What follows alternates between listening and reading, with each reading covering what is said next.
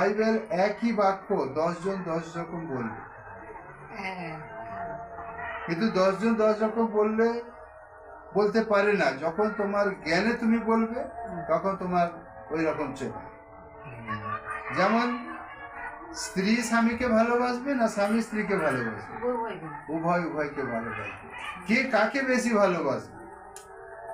এই যে আজকে যে পথটা তোমরা পড়লে, কিন্তু এখন হে ঈশ্বর, না হে সদাপ্রভু, তুমি আমাদের পিতা, এখন কেন বলছে? অর্থাৎ কি, অলরেডি ওর আগের পত্রে যদি তোমরা পড়ো, সেখানে লেখা আছে কি, ঈশ্বর সে ইসরায়েল জাতিকে মন্দতায় ছেড়ে দিয়েছে, অন্যের হাতে ছেড়ে দিয়েছে, ভয়ে তারা বিনষ্ট হচ্ছে, তাই না?